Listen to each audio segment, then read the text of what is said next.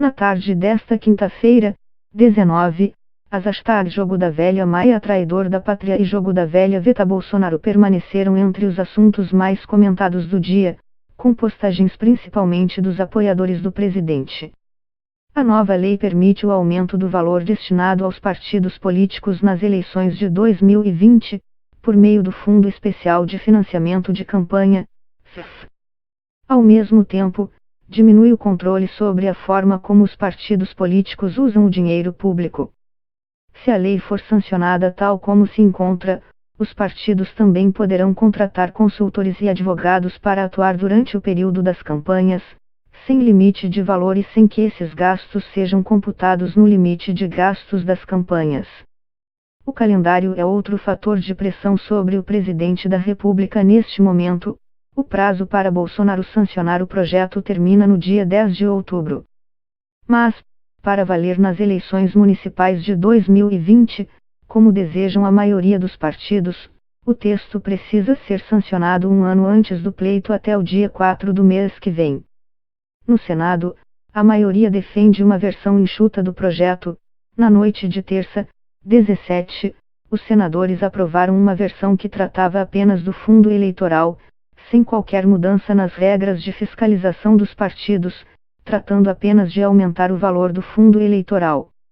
Na noite seguinte, a Câmara trouxe de volta a maior parte do projeto, excluindo alguns pontos considerados mais polêmicos.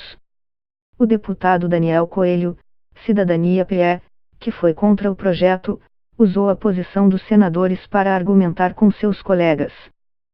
Segundo Coelho, a aprovação do projeto criaria uma sensação de falsa vitória para os deputados.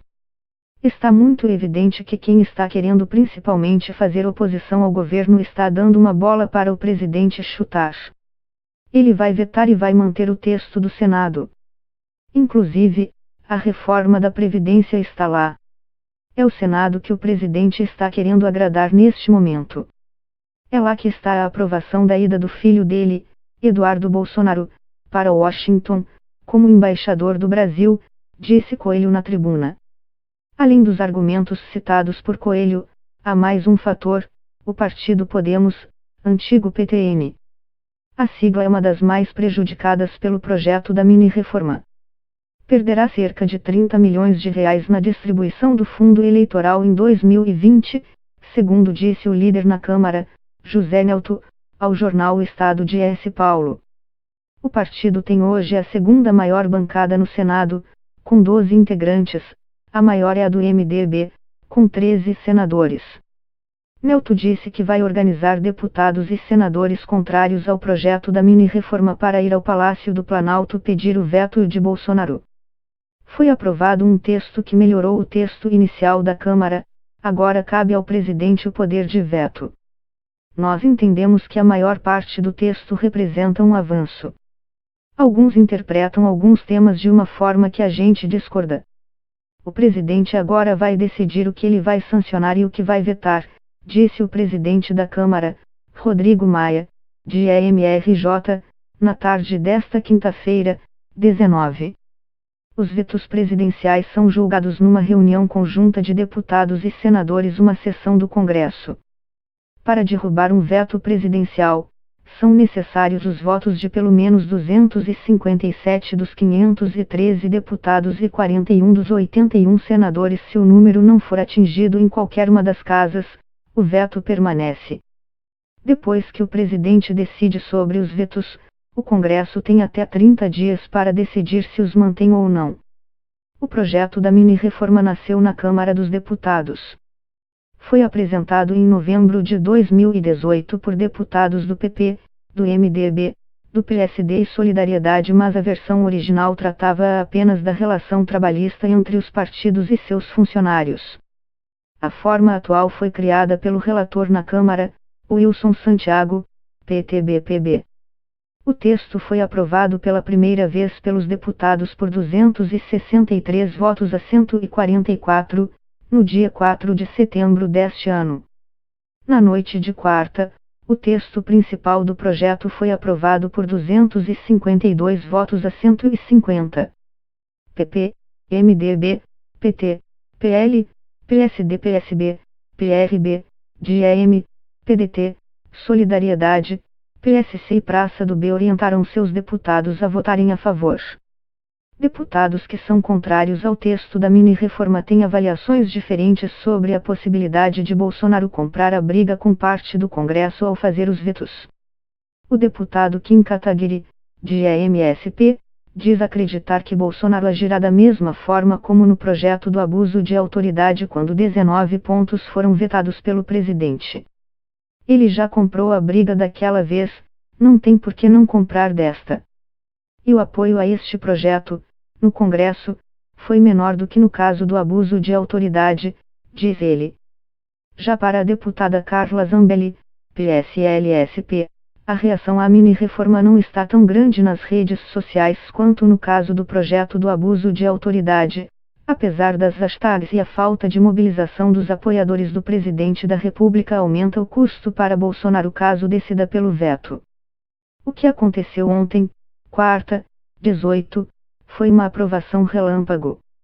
O grande ponto é que foi impressionante a quantidade de votos, de deputados, que eles, os defensores da mini-reforma, conseguiram mobilizar. Não vai ser fácil manter os vetos. Se o presidente da República vetar, não vai ser como no projeto de lei contra o abuso de autoridade. A população não está com o mesmo sangue no olho, até por ser um projeto muito mais complexo, com muito mais coisas difíceis de entender, diz ela. Tivemos alguns partidos contrários, como o Podemos, o Cidadania, antigo PPS, o Novo e o PSL. Mas, em geral, as outras bancadas estão a favor do texto que passou, disse.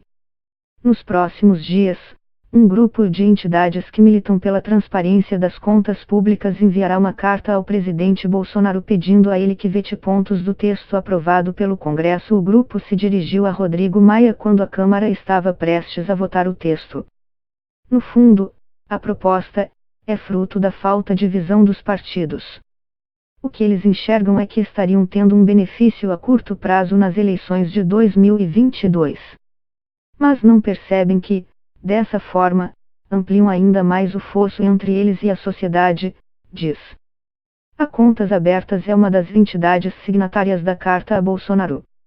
O projeto tinha potencial de trazer grandes retrocessos para dois pilares da democracia, a questão da transparência e a integridade. Em relação à transparência, houve uma vitória. Os dispositivos que eram mais problemáticos foram removidos, diz o diretor executivo do Movimento Transparência Partidária, Marcelo Issa. Mas, no caso da integridade e do combate à corrupção, quase todos os pontos mais alarmantes permaneceram. São esses pontos que vamos defender que sejam vetados, porque abrem margem para práticas como Caixa 2 e a lavagem de dinheiro, diz Issa. Um dos principais problemas, diz Gil Castelo Branco, é o fato de o texto permitir que políticos enquadrados na lei da ficha limpa concorram nas eleições e só tenham seus casos julgados na posse hoje, precisam ser julgados no momento do registro da candidatura.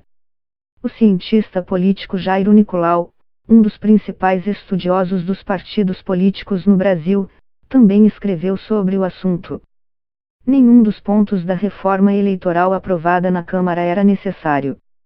Quase todos servem apenas para aumentar os recursos dos que têm mandato e diminuir a transparência do uso do dinheiro na política.